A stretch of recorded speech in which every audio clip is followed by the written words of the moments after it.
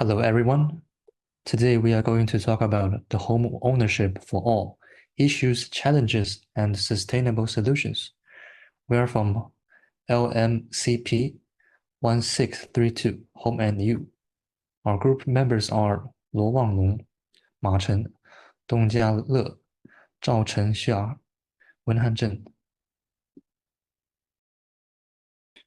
And the main contents we are going to talk about is the discussion of findings, issues and challenges and solutions based on research, exploration of home selection challenges, practical and sustainable solution proposals, summary of solutions, brief reflections. Thank you. Access to affordable housing is a growing concern in Malaysia, particularly under the lens of Sustainable Development Goal, SDG 11, which promotes inclusive, safe, resilient, and sustainable cities. Homeownership is a fundamental human right that ensures stability, security, and a sense of belonging, especially for low and middle-income families. However, for the B40 and M40 income groups, obtaining an affordable home remains a major challenge.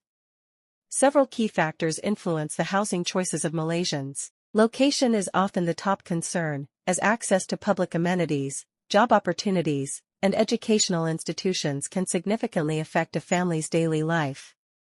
In urban areas like Kuala Lumpur and Penang, prices are often unaffordable, pushing many families to the outskirts where infrastructure is lacking. Price and financial capacity are critical. According to Bank Negara Malaysia, the maximum affordable home price in Malaysia is RM300,000, yet 73% of new launches in 2023 exceeded this threshold. Many B40 and lower M40 households struggle with loan approvals due to unstable incomes and lack of financial literacy. Eligibility and support programs such as PR1MA, RUMAWIP, and PPR aim to bridge the affordability gap. While these initiatives are helpful, demand often outstrips supply, and application processes are sometimes unclear to the public. Furthermore, personal needs like family size and preferences for in-house amenities also affect decisions, leading to compromises in quality or space. Today, I'd like to share with you 5 major challenges in the development of affordable housing. Although many governments recognize the importance of providing affordable homes, significant barriers remain in practice. First, we face a shortage of supply. Even with well-intended government plans, the actual number of affordable units being built is often far below what is needed. This issue is especially severe in high-demand urban areas, where land is scarce and population pressure is intense. Second, there is a problem of real estate speculation. In many regions, investors purchase multiple housing units in bulk, not for living, but for profit. This pushes up property prices and crowds out low and middle income families who truly need a place to live.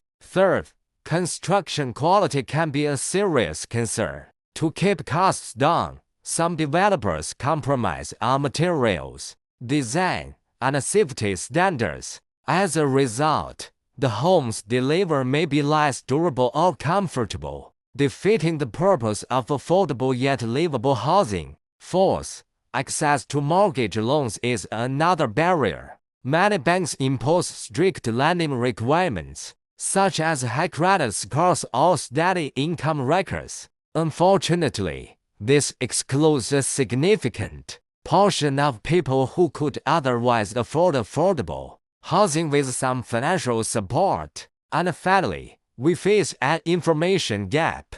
Many eligible individuals are not even aware of existing housing schemes or how to apply. In some cases, unclear eligibility criteria or complicated application processes discourage people from trying at all. In summary, affordable housing development is not just about building more units. It involves tackling economic, regulatory, and social obstacles. On the next slide, I will offer some potential solutions to address these challenges and move toward more inclusive housing policies. Now that we've identified the key challenges in affordable housing, let us move on to some policy recommendations that can help overcome these barriers and ensure that more people have access to safe and affordable homes. First, we must increase the public housing supply. This means governments need to allocate more funds, streamline the approval process, and accelerate construction, especially in high-demand areas like major cities. By building more units and releasing more public land for development, we can begin to close the supply gap. Second, we need to curb speculative investment. When investors purchase multiple properties purely for financial gain, it inflates housing prices and distorts the market. To combat this, governments can introduce policies such as stricter purchasing limits, additional property taxes for second homes, or longer holding periods before resale. These measures can help ensure that housing remains accessible to those who actually intend to live in the homes. Third, construction quality must be a priority. Affordable should never mean substandard. Governments should enforce minimum building standards that guarantee durability, safety, and livability. This includes proper insulation, ventilation, structural integrity, and access to utilities. Regular inspections and penalties for non-compliance can encourage developers to meet these standards consistently. Fourth, we should work to improve access to credit, especially for low and middle-income groups. Traditional bank loans often require high down payments, long employment histories, or strong credit ratings criteria that many hardworking families may not meet. As a solution, governments can collaborate with banks to offer special loan schemes with lower interest rates, reduced down payments, or government-backed guarantees to lower the risk. Fifth and finally, we need to close the information gap.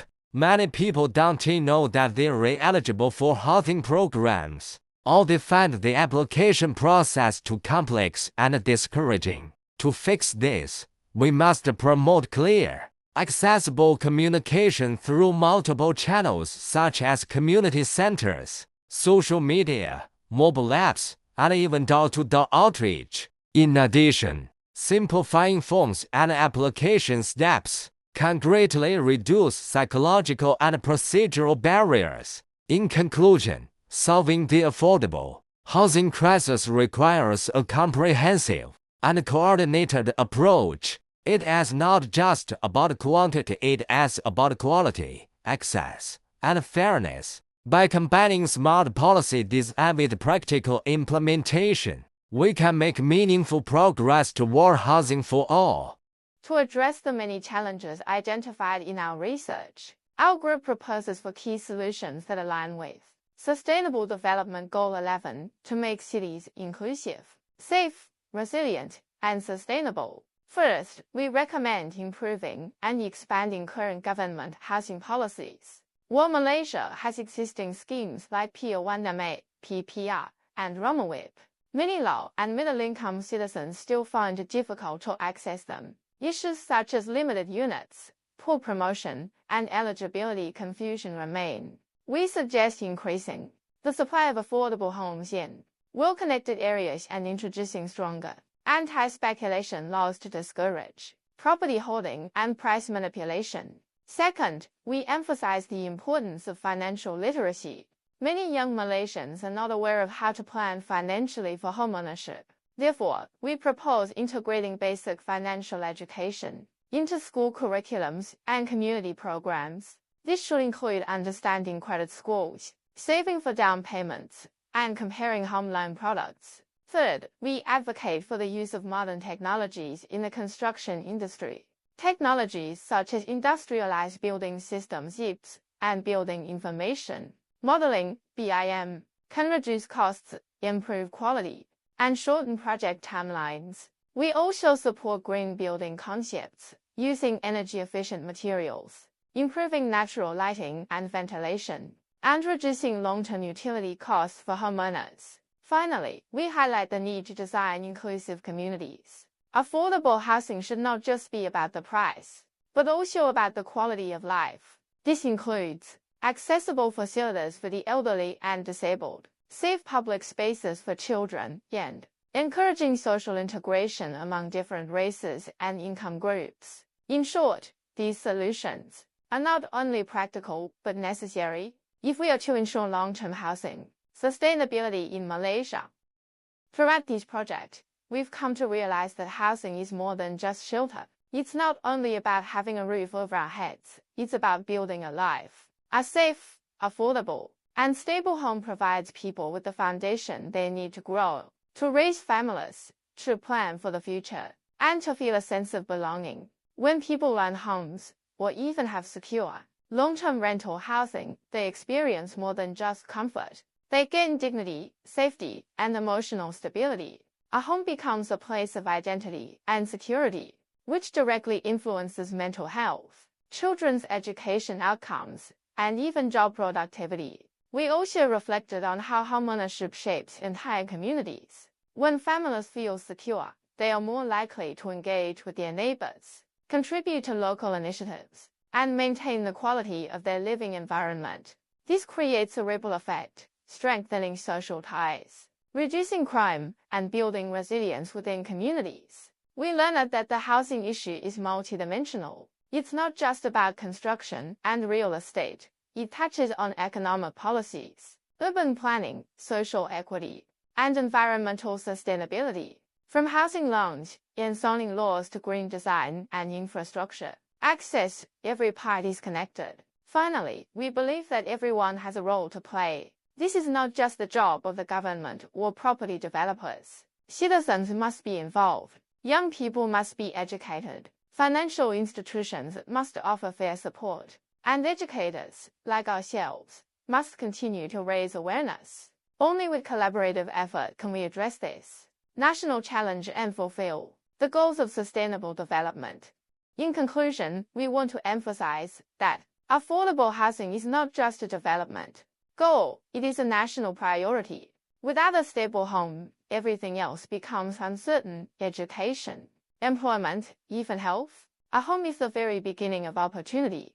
For Malaysia to move forward, we must ensure that every citizen has access to a secure and dignified place to live. The good news is, sustainable solutions are not out of reach. Through our research, we identified several strategies that are both realistic and impactful. For example, expanding government schemes like P1MA and PP that can support more B40 and M40 families. Financial literacy programs in schools and universities can help youth prepare for homeownership earlier. Meanwhile, adopting new technologies such as IPS and BIM can reduce construction costs and shorten project timelines. We must also focus on inclusive community design, building neighborhoods that are accessible to the elderly, disabled, single parents, and people from all ethnic and income backgrounds. Integration and equity must be part of the housing conversation. All of these efforts lead us back to SDG